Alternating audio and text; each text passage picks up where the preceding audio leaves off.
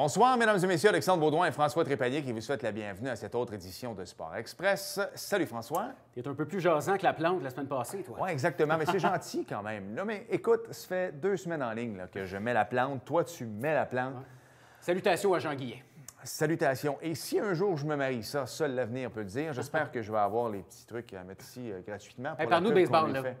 Tu veux que je te parle de baseball? On a 20 secondes. T'aimes mon look estival? Et j'ai mis ma casquette des Marlins.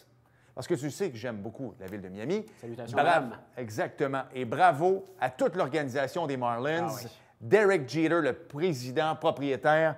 Kim Ng, on la voit à l'écran, c'est la première directrice générale d'une équipe de baseball dans la Ligue majeure de baseball. Bravo. Belle émission cette semaine. On aura moins de temps à la fin. Lisanne Richard et Simon Bédard. Bienvenue à Sport Express.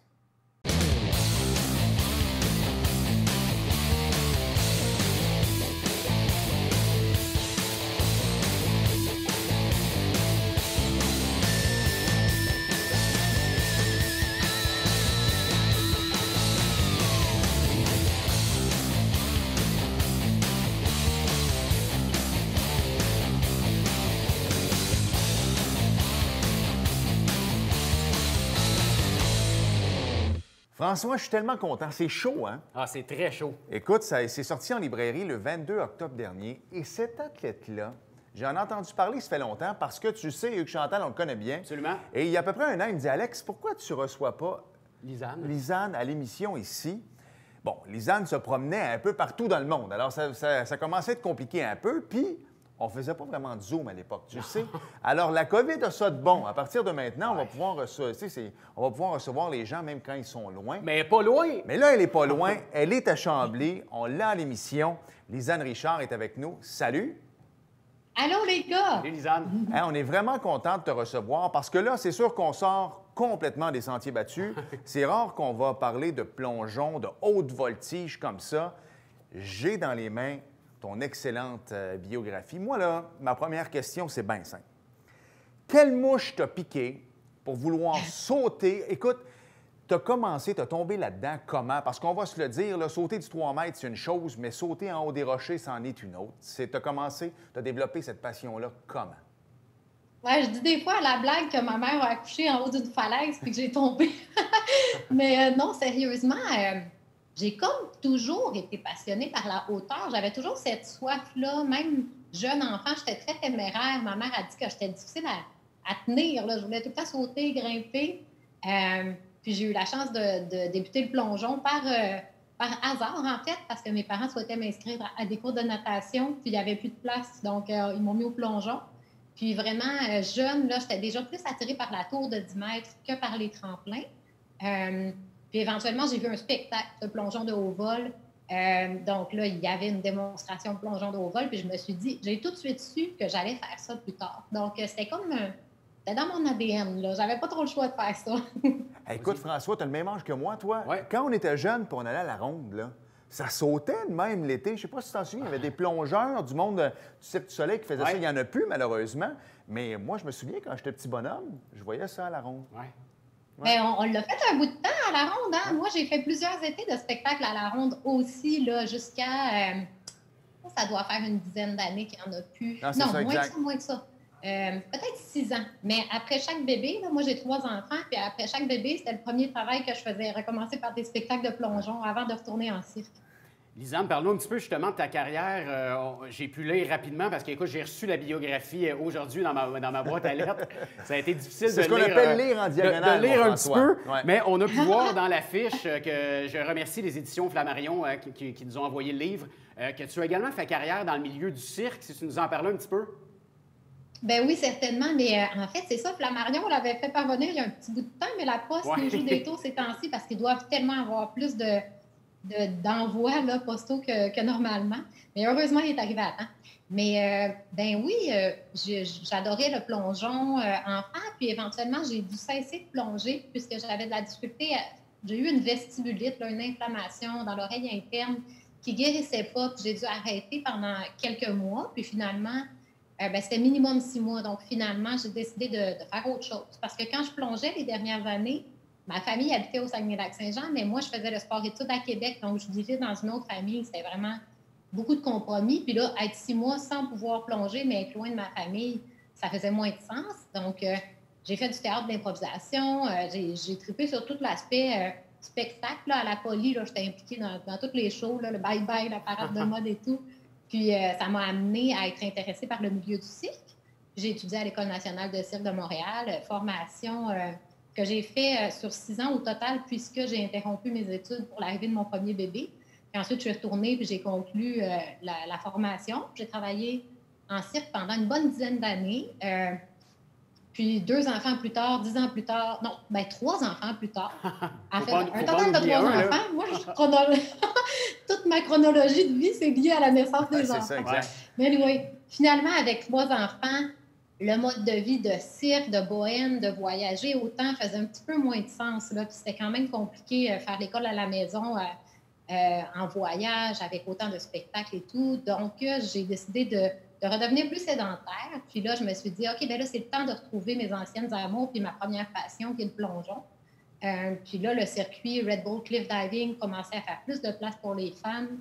Également, le circuit de la finale. Alors, j'ai rejoint ces circuits-là de compétition, puis j'ai mis le cirque de côté. Puis là, en 2015, j'ai fait ma première saison complète de compétition. Ensuite, mais c'était une courte saison. À l'époque, il y avait moins d'épreuves pour les femmes. Genre 3 compétitions. Ensuite, en 2016, plus de compétitions, puis une année vraiment super. Là, j'ai été couronnée athlète féminine de l'année par la FINA en plongeon de haut vol. Wow. Ensuite, une blessure en 2017, un arrêt complet parce que la blessure était trop sévère. Puis le retour sur le circuit de compétition 2018-2019 avec des très bons rendements, malgré que je suis la plus âgée du circuit. Je suis quand même très compétitive, là, fréquemment dans le top 3. Puis là, 2020 nous a gardés au Québec, mais ça a permis de développer d'autres beaux projets. Oui, on va en parler tantôt. Écoute, je veux que tu m'en parles parce que, tu sais, par exemple, j'écoutais, Lewis Hamilton qui est encore champion du monde. Tu sais, quand tu veux arriver en Formule 1, Lance Stroll, tu fais du karting, tu commences à Mont-Tremblant comme il a fait. Ensuite de ça, tu fais de la Formule 3, de la Formule 2, tu arrives en Formule 1. Au niveau du plongeon, là, comment tu fais? Parce qu'on va se le dire, tu as beau dire « Ah, je performe bien ». Non, tu performes excessivement bien. Tu as terminé, 2e dans ta discipline. Au niveau du circuit Red Bull Cliff Diving, également en 2e, 19, 3e. Et on le voit beaucoup. Red Bull investit énormément d'argent, on va se le dire, au niveau du sport extrême. Et tout le monde veut arriver dans le giron Red Bull un jour. Pour une fille du Saguenay, d'arriver là, c'est assez extraordinaire, mais on n'arrive pas là du jour au lendemain. C'est quoi les étapes pour arriver comme pour être une des meilleures au monde? Bien, mon secret, là, ça a vraiment été mon entourage parce que je considère pas que j'ai autant de talent que j'ai eu la chance d'avoir de réussite, mais c'est parce que c'est un travail d'équipe. Hein? Mon entraîneur, Stéphane Lapointe, il est vraiment génial. Mon entraîneur de préparation physique, Karine Sorel, est géniale. Mon acupuncteur, Valérie, ma coach de Eccentrics, Maude. C'est tellement tout un travail d'équipe. Là. On pense aux moindres détails. J'ai des spécialistes vraiment super autour de moi. Jonathan Lelièvre, mon préparateur mental. Je suis tellement bien entourée que suivre les conseils de ces vrais pros-là, ça a réussi à me rendre, en tout cas, vraiment plus pro que j'aurais pu seule. Là. Donc, mais également, on ne va pas de 20 à 25 mètres du jour au lendemain. On monte graduellement les hauteurs, on devient habitué à 10, on trouve des moyens d'aller un peu plus haut. Au Parc olympique, c'est vraiment génial parce qu'ensemble, là, on a installé une plateforme. Il y avait une toute petite plateforme à 18 mètres qui était compliquée d'accès. On a travaillé sur le projet d'agrandir la plateforme à 18 mètres. Puis également, on a installé une plateforme à 20 mètres. C'est la seule piscine de ce calibre-là au monde qui a des installations intérieures de plongeon de haut vol. C'est vraiment génial. Donc là, ça permet aussi de s'entraîner. Parce que moi, quand j'ai appris mes plongeons, c'était en compétition. C'était la veille ou comme 10 minutes avant l'épreuve que je faisais la première fois un plongeon, puis tout de suite après, je le compétitionnais. Wow. C'était vraiment fou. Mais c'était ça quand moi, j'ai commencé. Mais maintenant, pour la prochaine génération, là, grâce à l'implication du Parc olympique, on a vraiment des moyens de rendre le Canada là, vraiment très, très fort. À la hauteur de l'équipe nationale en plongeon, on va avoir une équipe nationale en haut vol qui va être aussi forte, à mon avis. Bien, ça prend toujours quelqu'un qui rouvre les portes. Et t'en es une. Oui, bassin olympique et tout ça, mais tes résultats font foi de tout. Puis ça va inciter les plus jeunes à suivre ta trace. Puis ça, c'est extraordinaire. Hey, Lisanne, le temps des J'ai fêtes... la chance, oui. Oh, pardon. Le temps des fêtes s'en vient. Là. Ça va être une belle idée de suggestion cadeau à mettre sous l'arbre, à demander au Père Noël. Comment le projet est arrivé avec les éditions Flammarion de ce livre sur toi? Ben, je vous le raconte, c'est un beau cadeau. Moi aussi, j'en ai un ici. Ah, bon. Et à l'intérieur, là, il y a même un livret photo. Il y a des super belles photos. Wow! C'est vraiment un beau projet. Ce livre-là, c'est un cadeau là, de la vie parce que jamais j'aurais eu la prétention, puis jamais je me serais dit, ben voyons donc, je mérite un livre. Mais c'est l'auteur qui m'a approché, Myriam Jézéchiel, avec cette idée-là. Elle était inspirée par mon sport, puis également par une valeur commune qu'on a, qui est le dépassement de soi. Donc, à travers mon parcours, elle avait vraiment envie d'écrire parce qu'elle trouvait ça inspirant. Sa plume est magnifique à Myriam en plus. Puis, c'était tellement une belle opportunité. On se rejoignait au niveau des valeurs. Puis pour le lecteur, oui, c'est l'histoire de la petite fille de Chicoutimi, puis c'est le parcours que j'ai eu la chance d'avoir, mais c'est surtout aussi une suggestion de se donner des défis, puis de se donner la chance de vivre son propre dépassement de soi, parce que honnêtement, les éléments n'étaient pas nécessairement favorables. Là, mais on a travaillé pour, j'ai trouvé une équipe, puis tout a fait que ça a été possible. Donc, si c'est possible pour moi, c'est possible pour tout le monde si on s'en donne la peine puis les objectifs. Là. Donc, c'était ça le partage qu'on avait envie de faire. Puis, Flammarion Québec a embarqué avec nous. On ne pouvait pas mieux trouver. Là. On est vraiment choyés. C'est un projet qui me fait vraiment chaud au cœur. Puis, dans ma mission, c'est de faire connaître mon sport aussi. Alors, c'est certain que c'est de la belle visibilité pour mon sport. Écoute, il faut que tu as une belle histoire à raconter puis que Flammarion embarque dans ton projet parce qu'on s'entend, tu sais, quand tu es un joueur de hockey, c'est plus facile d'approcher certaines maisons d'édition, mais la preuve que tu sois maintenant dans un livre comme celui-là, c'est parce que ton histoire est passionnante. Écoute, il reste à peu près 2 minutes.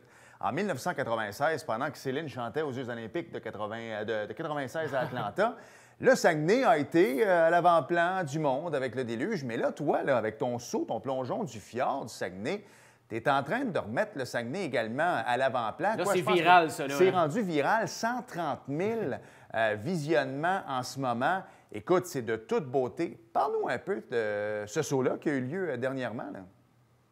Oui, bien, premièrement, on invite les gens à le visionner puis le partager parce que c'est génial d'avoir déjà autant de vues, mais pour propulser notre projet, plus on va avoir de vues, plus ça va nous aider. Parce qu'en fait, c'était un plongeon test qu'on faisait, mais c'est formidable comme aventure. Là. J'avais mentionné à Pierre Lavoie que j'avais le rêve de plonger dans le fjord, un rêve qui mijotait depuis quelques années. Et puis, avec Pierre, il m'a dit « Tu veux faire ça, Lisanne? On va le faire. » C'était le meilleur allié que je pouvais trouver. Tout est possible. Plongeon Canada embarqué avec nous. C'était vraiment formidable. Le fjord est magnifique. C'est incroyable. Là, c'est un royaume. Là. C'est vraiment magnifique. Puis, c'est peut-être trop peu connu, hein, parce que moi, j'ai eu la chance de plonger des endroits magnifiques partout sur la planète, mais le plus beau point pour plonger, il était chez nous. Ouais. Puis là, justement, en ayant fait un plongeon test, c'est parce qu'on veut créer du contenu du contenu vidéo pour convaincre les bons alliés, pour pouvoir organiser des événements puis recevoir des plongeurs d'un peu partout au Québec, un peu partout au pays et éventuellement un peu partout au monde aussi. Bien, c'est ce que j'allais dire, parce que Red Bull n'est pas con non plus. Là. Les images qu'on voit passer à la télévision de tes compétitions, on s'entend qu'ils n'ont pas fait ça dans le quartier Saint-Henri à Montréal, sans rien leur enlever, là, mais ils choisissent quand même les plus belles places au monde. Cette image-là, est-ce que tu penses que ça pourrait donner des idées à Red Bull de venir, justement? Parce qu'on va s'entendre, là, c'est rien à envier à tous ces beaux paysages que tu as visités dans le monde. Oui, bien en fait, peut-être éventuellement, mais sinon, on a d'autres projets. On n'attendra pas d'avoir le support de Red Bull pour faire des événements. Puis après, si éventuellement ça se développe comme ça, c'est parfait. Par contre, des fois, c'est du travail de longue haleine là, de recevoir une compétition Red Bull Cliff Diving. Donc, on va voir. On va faire des choses de notre bord, puis tant mieux si ça se développe encore plus grand. Bien, Lisanne, écoute, merci d'avoir pris du temps pour nous. Tu es une belle ambassadrice pour le Québec au niveau international, une bonne ambassadrice de Red Bull. Là, j'ai vu que tu avais un beau chandail New Balance. Il me semble que tu serais une bonne ambassadrice de New Balance. Si on va leur lancer, exactement. On va leur lancer l'invitation. Puis une bonne ambassadrice également du Saguenay. Puis on est content de t'avoir en Montérégie du côté de Chambly. On est très fiers de toi. Puis écoute, si je l'avais eu avant, je l'aurais lu la version. Moi, je suis vieux jeu. Je lis pas à l'ordinateur. Ah non, ça moi me non prend plus. mon livre. Je vais le lire puis je vais t'en faire la promotion avec grand plaisir. Merci d'avoir été avec nous, Lisanne Richard.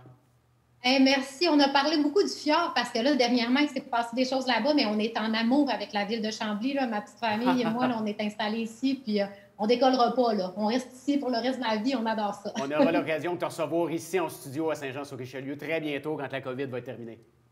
Merci beaucoup, c'était vraiment super de discuter avec vous. Merci à toi, au plaisir. Bye bye.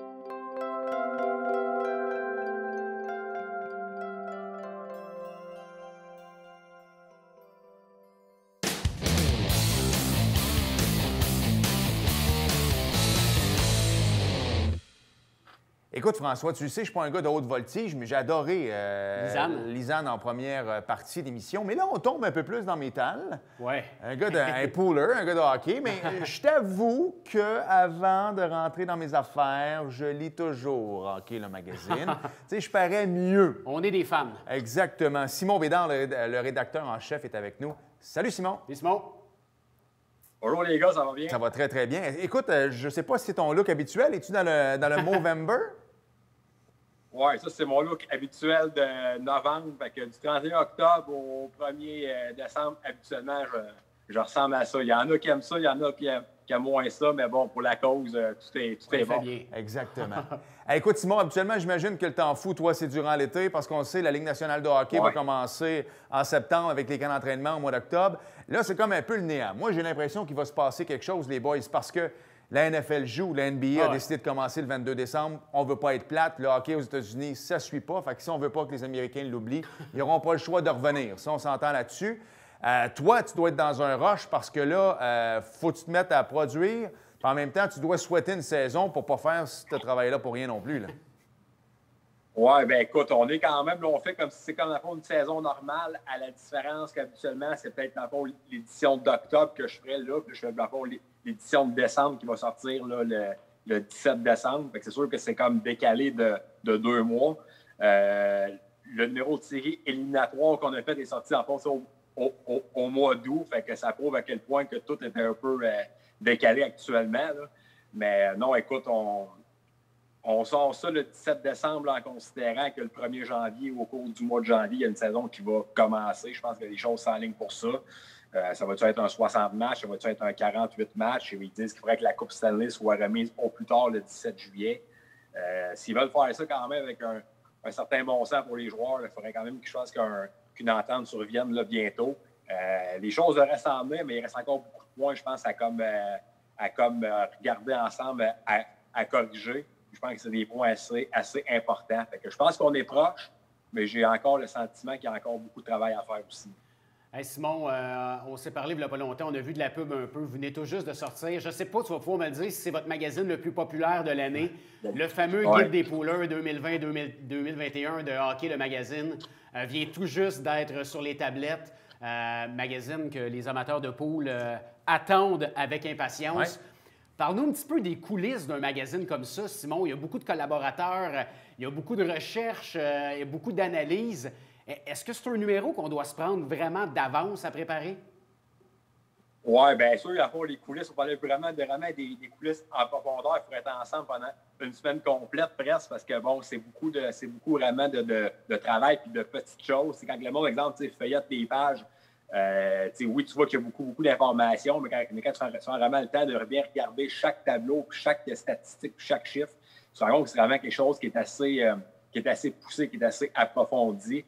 Vraiment, pour vous donner une idée, là, je me suis comme aperçu que j'avais commencé les premiers tableaux de joueurs dans le bout du 2 août, 3 août. Puis on va tous encore se souvenir que le Canadien a commencé sa série de qualifications contre les Pingouins le 1er août. Fait que, on était vraiment en plein début de série éliminatoire. On était déjà en train de préparer cette Bible-là là, qui est maintenant à fond, disponible partout au Québec. C'est des mois, c'est des semaines intenses, ça demande beaucoup de temps, c'est un travail d'équipe. On est quand même là, 5, 6, 7 experts là-dedans. Il y a le graphiste, il y a la correctrice, donc il y a quand même beaucoup de monde là-dedans. Mais c'est sûr que c'est des semaines intéressantes parce que je me dis quand même qu'il y a des choses pires que ça que de faire un guide comme ça avec en apprendre plein sur les joueurs, sur les espoirs qui s'en viennent. Je sais que pour les partisans, pour les vrais adeptes de pool, c'est quand même quelque chose, un outil indispensable. Mais il faut qu'on prenne vraiment le temps en compte de le faire parce qu'on a quand même vraiment une réputation qui est très, très bonne depuis 15 ans maintenant là-dedans. Puis à chaque année, on dirait vraiment que le monde l'attend avec impatience. C'est sûr qu'on va être à la hauteur. Donc, chaque fois que ça sort et qu'on l'a entre les mains, on est quand même très, très fiers parce que, écoutez, on est parti en impression, je pense, le 2 novembre. J'ai commencé ça, dans le fond, le 2 août. Fait que si on fait à fond le calcul, là, c'est un travail d'environ 4 mois, là, facilement.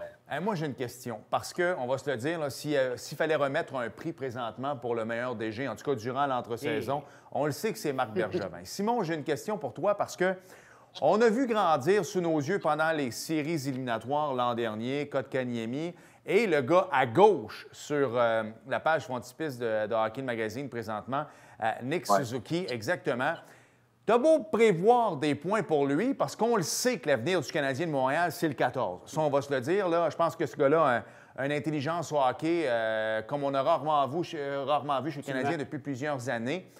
Et là, toi, tu prévois des points pour ce gars-là, mais en même temps, on regardait l'alignement du Canadien. Tu dis, OK, il a beau vouloir faire une passe, mais il va la faire à qui? Si le Canadien ne va pas très bien, on va-tu échanger Tatar, des choses comme ça. Donc, toi, tu y vas d'une projection.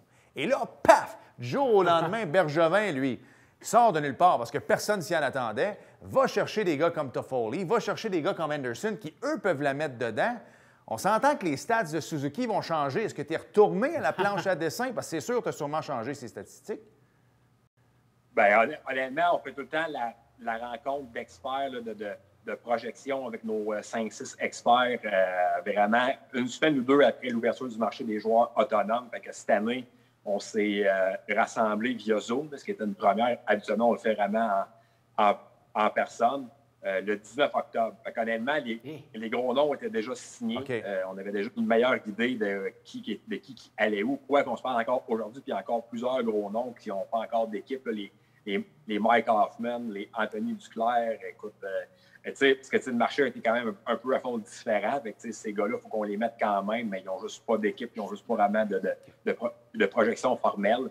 Mais exemple, dans une saison normale, mettons que ça commence au début octobre, marché des joueurs autonomes le 1er juillet, on se rencontre souvent dans le bout du 5-6 juillet. Puis c'est vraiment à partir de là vraiment que le guide vraiment déboule, parce que c'est sûr que moi, je fais un travail comme d'avant meeting où est-ce que je fais tous les tableaux des joueurs à jour, toutes les statistiques de saison d'équipe à jour.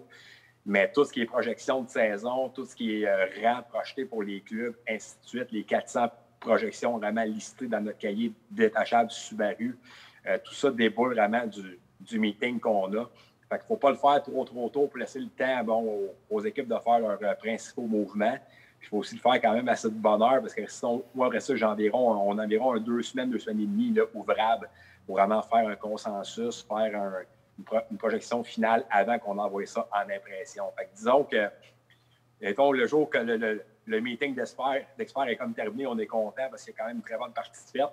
À partir de là, nous autres, à l'interne, là, c'est notre grosse période qui commence avec des très grosses journées parce que là, il y a tout un consensus puis il y a tout vraiment comme une mise en page finale à faire avec ça. Fait que, disons que c'est ça. C'est toujours extrêmement intéressant, mais extrêmement chargé aussi.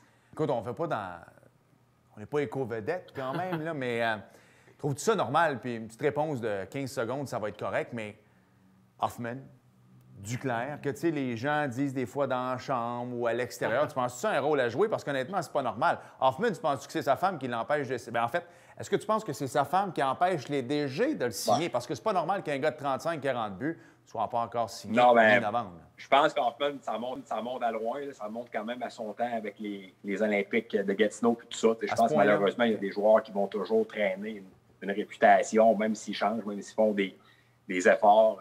Ça va toujours les suivre comme pour n'importe quel autre problème qu'un joueur pourrait comme avoir. En même temps, aussi, le marché est différent. Qu'est-ce que lui il pense? Est-ce que lui il pense qu'il vaut vis-à-vis de ce que le marché peut offrir?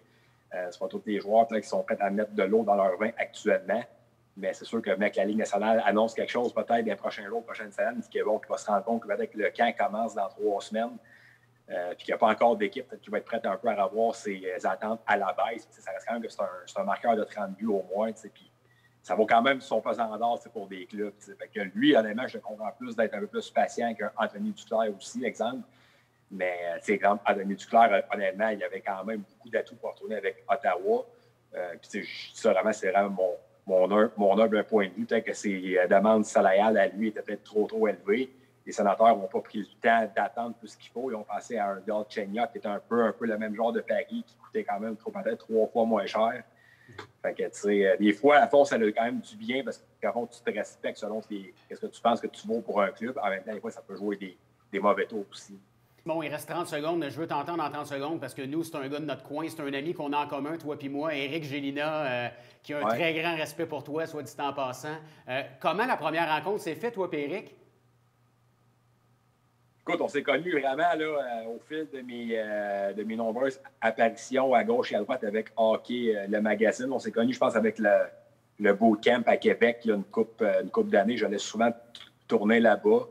Eric, c'est un gars qui est super, que nous autres, on apprécie beaucoup parce qu'il refuse jamais rien, vraiment. Là. Il est super impliqué dans la communauté. Puis qu'est-ce qu'il dit, c'est qu'est-ce qu'il pense. Il n'y a pas vraiment de cassette ou de filtre avec lui. On s'est plus vu durant son passage à Montréal avec le Rocket de Laval. On a fait certaines choses ensemble. C'est pas que ça n'avait pas encore marché pour lui à temps plein dans la Ligue nationale, même s'il a quand même fait beaucoup de belles choses quand même avec les Devils puis le Colorado, entre autres. Mais de le voir aller comme ça là-bas, où est-ce qu'il est, là, on est extrêmement content pour lui, c'est sûr. Puis honnêtement, plus qu'il performe là-bas, plus qu'il peut s'ouvrir des portes ici.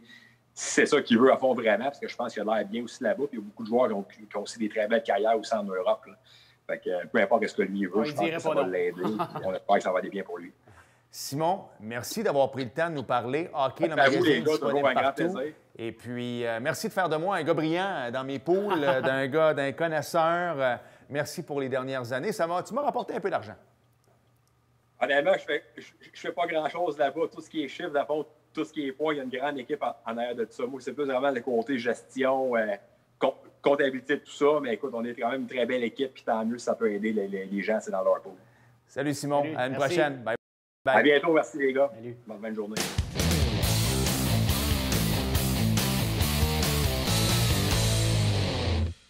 Un grand merci à Dustin Johnson pour cette victoire au Masters parce qu'on a pu voir Paulina. Oui, absolument. Merci François. Merci Alex. Merci à nos invités. Merci à vous d'avoir été là. Salut. Et à la semaine prochaine. Bye bye.